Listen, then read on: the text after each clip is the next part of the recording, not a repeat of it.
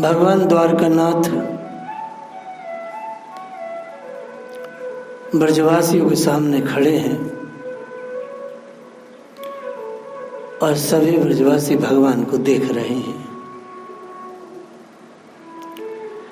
जैसे कि इससे पहले कल की कथा में बताया गया था कि श्री कृष्ण को देख करके सब आश्चर्यचकित थे।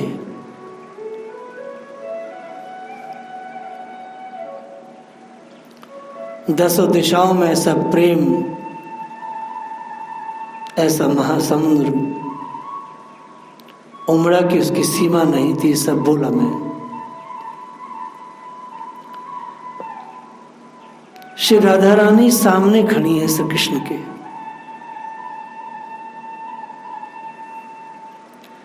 वह भगवान को देखे जा रही हैं, परंतु सभी गुरुजन खड़े हैं, संकोचवश भगवान से मिल नहीं पा रही हैं। एक सखी ने कान में कहा, तेरी जीवन मोरी मिलही किन माही, महाराज जदुनाथ कहावत तभी हुते शिशु कुमर कन्हाई। हे किशोरी, तुम्हारे जीवन की संजीवनी श्री कृष्ण तुम्हारे सामने है, तुम उनसे मिलती क्यों नहीं?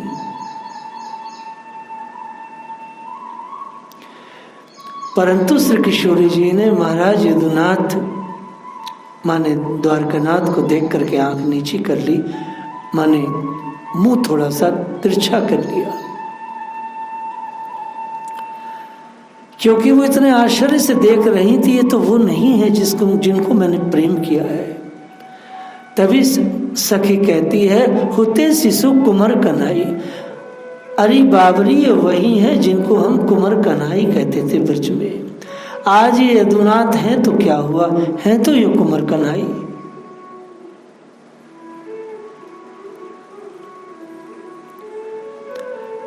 ग्वारिया और गोपियां इत्यादि भगवान को टुकुर टुकुर तो देख रही हैं, परंतु भगवान को कोई छू नहीं रहा है। जैसे भगवान बालकृष्ण से श्री ब्रजवासी लिपट जाते थे, चिपट जाते थे, उनको अपने में अंक में भर लेते थे, इस तरह से ब्रजवासी स्तब हैं। परम भगवान की वेशभूषा एक राजा के जैसी है।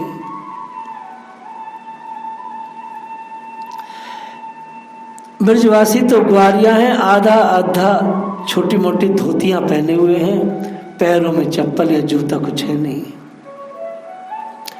पगड़ियां हैं, किसी पर छोटा सा अंगोछा बंधा है, किसी के तिलक लगा है, काई के कनेर के फूल लगे हैं, बनमाला ऐसे छोटे मोटे पहने हुए हैं ब्रज के बच्चे।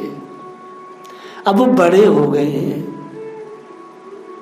सब बड़े बड़े हो गए, हाथों में लाठियां हैं। भगवान द्वारकाधीश एक राजा हैं, हजारों सैकड़ों राजा साथ में चल रहे हैं, मंत्री संतरी साथ चल रहे हैं, चौबदार साथ में है। सूर्य जी ने पद में कहा है, ब्रजवासियों के मन में बात आई, हमारे ऐसे सामर्थ्य कहाँ है कि हम यदुनाथ जी को स्पर्श भी करें। हम तो मैले कुचेले, यदुनाथ जी को यदि छुएंगे तो ये गंदे हो जाएंगे। सकुच आ गए ब्रजवासी, भगवान के राजा के वेश को देख करके ब्रजवासी माने सकुच आ गए, डर गए, लज्जा आ गए कि नहीं नहीं, हम इस लायक नहीं हैं कि कृष्ण को अंक भर सके, उन्हें छू सके या उनके साथ वह बर्ताव कर सके जो बर्ताव वह बचपन में उनके साथ किया करते थे।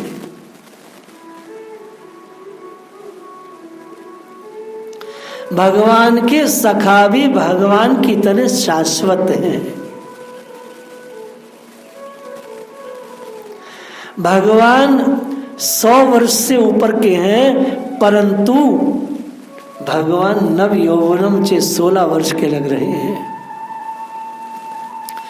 वैसे ही भगवान के ग्वारिया और भगवान की श्री गोपियां जो उनकी स्वरूपा ही हैं, वह सबकी सभी नव यौवनम चे, उतने ही वह की थी जैसे श्री कृष्ण दिख रहे थे।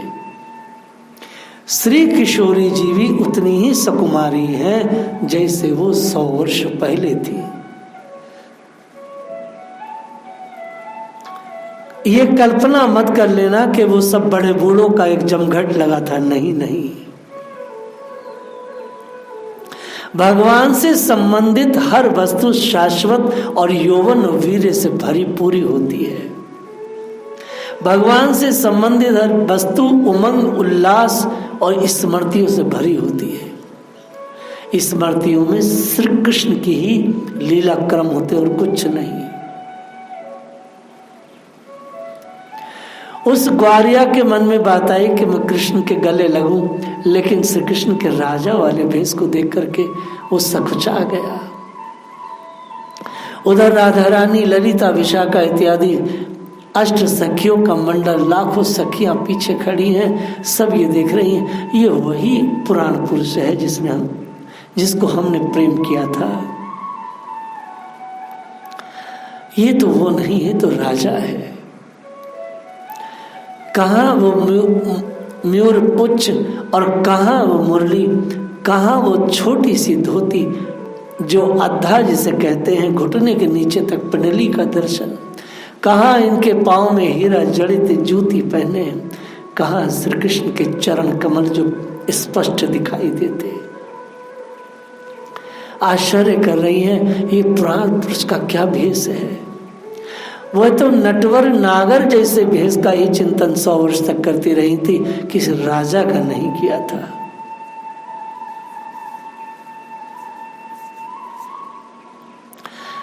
कहते हैं भगवान घट घट वासी हैं। उपनिषद का सिद्धांत है श्री कृष्ण हर घट में रहते, लता पता कण कण में भगवान व्याप्त हैं। वह भगवान से उन ब्रज सखाओं की भावना कैसे छुपी रहती है। भगवान एकदम समझ गए समस्या क्या है, ये मुझसे पहले के जैसे क्यों नहीं मिल रहे हैं।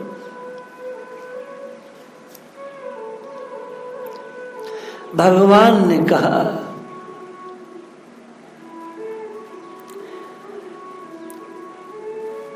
अरे मित्रों,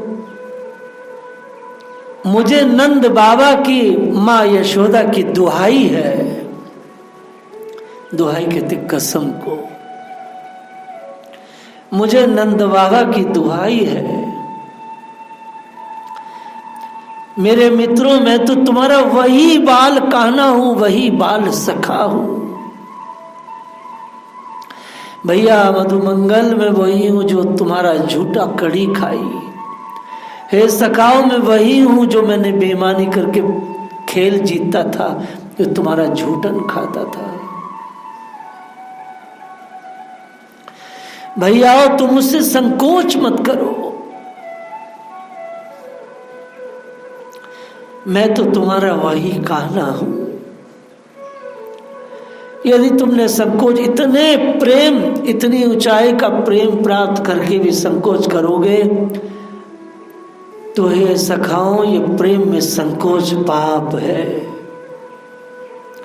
भगवान ने श्री गोपियों से भी कहा है, चीर हरण लीला में, हे ब्रज देवियों, इतनी उच्च अवस्था को प्राप्त करके ये जो संकोच वस्त्रों का है, ये महा त्याग वैराग्य जैसे प्रेम में ये संकोच पाप के जैसा है। संकोच छोड़ दो। भगवान ऐसा कह के गदगद हो गए और रोने लगे।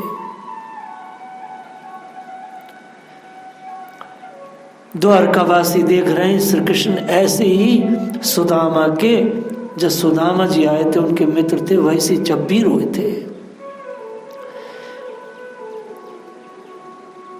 द्वारका के वासी समझते हैं हम वो प्रेम नहीं कर सकते जैसे ब्रजवासी करते हैं। फिर तो सारे सखा कोई तो भगवान के चरण से लिपट गया, कोई हाथों को चूमने लगा, कोई गले के अंग से लिपट गयो, कोई कच, कोई भगवान को कैसे छोरों को कैसे, कोई भगवान का लतान को छुए, कोई पीताम्बर को, कोई भगवान के उस चरणों के जो जूते थे मणिमालों को सजड़े हुए, कोई उनसे ही खेलने लगे।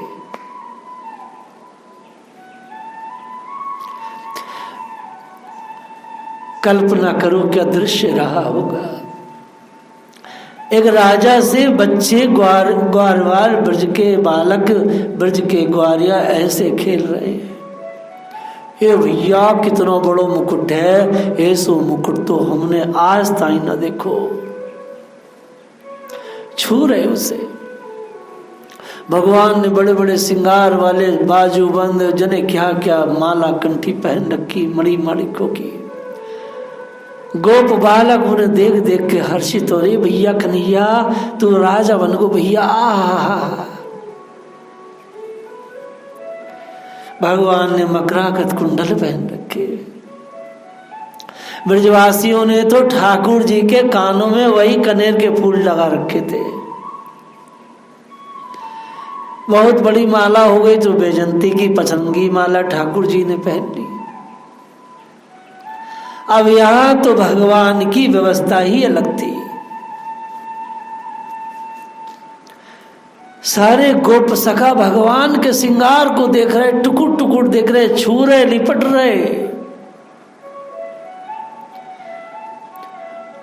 और भगवान इस तरह से स्तब्ध खड़े, देवताओं को, देवियों को, सारी द्वारका के वासियों को भगवान दिखा रहे। कुरुक्षेत्र के उस प्रांगण में जहाँ महाराज युधिष्ठिर ने इतना बड़ा पंडाल लगाया है, इतना बड़ा शिविर लगाया था, अलग अलग, वृषभानु बाबा का अलग, नंद बाबा का अलग और द्वारकाधीश का अलग। ये सभी द्वारकाधीश की पंडाल में हो रहा है। भगवान मानो देव सब अपनी पत्नियों को दिखा रहे हो, देखो इसे प्रेम कहते हैं। और भगवान जानते हैं अगर मैं कोई माला कंठी अपनी कोई चीज उतार के किसी गोप बालक को देवी दूंगा तो वो तुरंत यहीं फेंक देगो। ए भैया हम क्या करेंगे या को। भगवान उनको दे नहीं सकते कुछ। भगवान परवश हैं, भगवान निष्काम, अपने मित्रों को, प्रेमियों को कुछ भी नहीं दे सकते, उन पर कुछ है ही नहीं देने का। हमारे जैसे सकामी लोगों को भगवान के पास देने के लिए सब कुछ है, लेकिन जो अकिंचन है उनको देने के लिए परमात्मा परवश है, उस पर कुछ है ही नहीं। श्री सुदामा जी को देने के लिए ठाकुर जी के पास कुछ नहीं था, इसलिए भगवान ने पीछे के रास्ते से सुदामा को कुछ दिया। सामने तो दे ही नहीं सकते थे क्योंकि देने की स्थिति ही नहीं थी।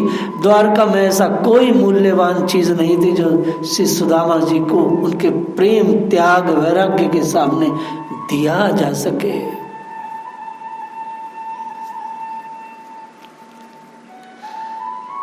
हम लोग गोपी कृष्ण कथा सुन रहे हैं।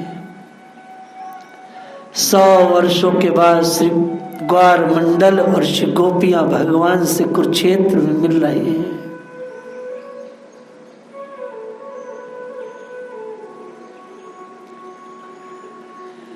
तीव्र गति से जलधार प्रभावित होती है भगवान के।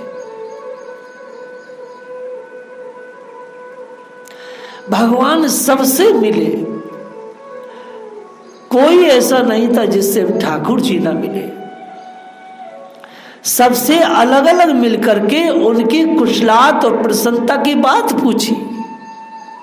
कैसे मिले? जैसे भगवान चित्रकूट में और अयोध्या जी में मिले। नाना अवतार मकरोध भुवनेषु किंतु, ब्रह्म संहिता में ब्रह्मा जी ने कहा है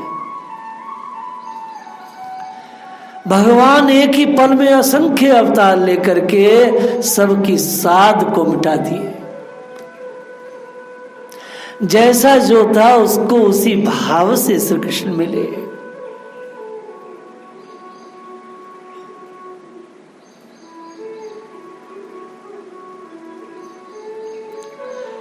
भगवान ने सबको आदर पूर्वक आसन दिए,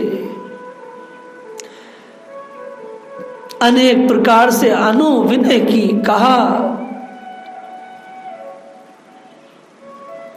भैया देर लगी मिलने में। उसी भीड़ में नंद बाबा श्री कृष्ण के पास पहुंचे।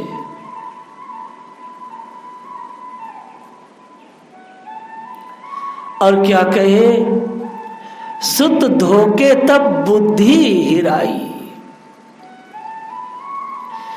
नंद बाबा हाथ जोड़ के कहते हैं, श्री कृष्ण, जब मैं ब्रज में था, आप भी ब्रज में थे, तो आपको सुत जानकर मेरी बुद्धि भ्रमित हो गई थी। हे प्रभु, मुझे क्षमा करें, अब मैंने आपको अच्छे से समझ लिया है और पूरी तरह अपने हृदय में धारण कर लिया है।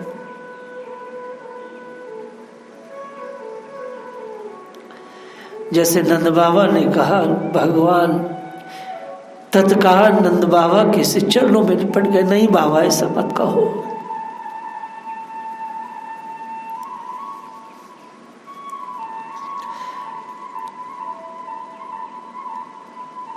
दास्य मिश्रित वात्सल्य पिघल गया, भगवान का ऐश्वर्य जीत गया। श्री कृष्ण को समझते हैं कि ये आदि पुरुष है।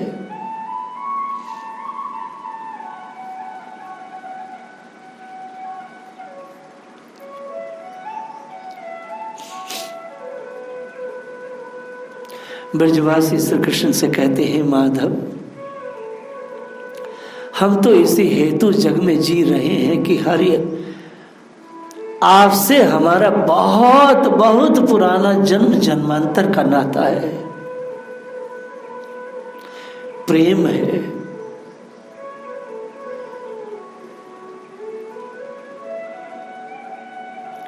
और हे नाथ, हम ब्रज में पुनः पुनः जन्म लेकर हम उसी प्रेम को फिर से नया कर लेते हैं, अर्थात उसे चार्ज कर लेते हैं।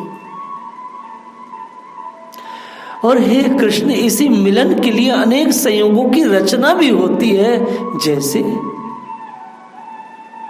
भगवान मानो पूछ रहे हो, मित्रों, कैसे कैसे संयोगों की रचना हुई?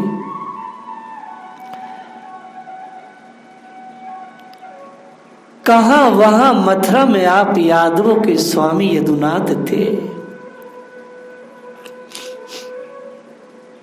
कहाँ आज सिंधु तट निवासी बन गए हो, और कहाँ सिंधु तटवासी आप और कहाँ हम ब्रजवासी, कहाँ आप अत्यधिक पढ़े लिखे और कहाँ हम गंवार।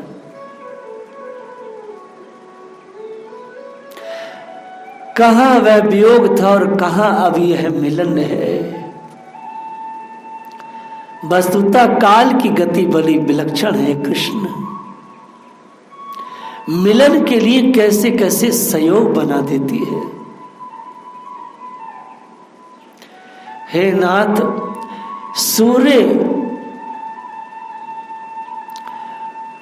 सूर्य ग्रहण ने ऐसा संयोग बनाया, और देखो कहाँ सूरज और कहाँ राहु, पर राहु से सूर्य को ग्रसवाकर यह सूर्य ग्रहण का समय उपस्थित कर ब्रह्मा ने यहाँ कुरुक्षेत्र में संयोग का अवसर बना दिया। ब्रजवासी कहते, कृष्ण कुरुक्षेत्र में यह ग्रहण पड़ता, क्योंकि सूर्य ग्रहण में तो कुरुक्षेत्र की ही महिमा है और ना ही आपका दर्शन होता।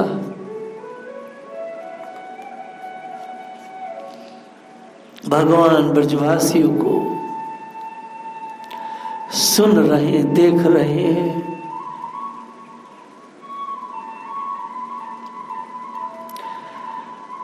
हे कृष्ण, समझ में नहीं आता कि हम इन आंखों से आपका दर्शन कर पा रहे हैं। मनसुखा ने कहा, मनसुखा पूर्णमासी के पुत्र हैं, ऐसा लगता था कन्हैया तब विरह का कठिन दुख कटना कठिन लगता था, और अब मिलन का सुख कैसे संभव हुआ है ये समझना कठिन लग रहा है।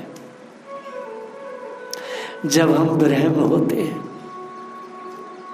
तो विरह में ऐसा लगता है कि जीवन अब खत्म हुआ, बचेगा नहीं, और जब मिलन हो जाता है तो वो जो कठिन समय काटा है वो समझ में नहीं आता। वो एक क्षण में बीता हुआ ऐसा लगता है जैसे एक क्षण में बीत गया।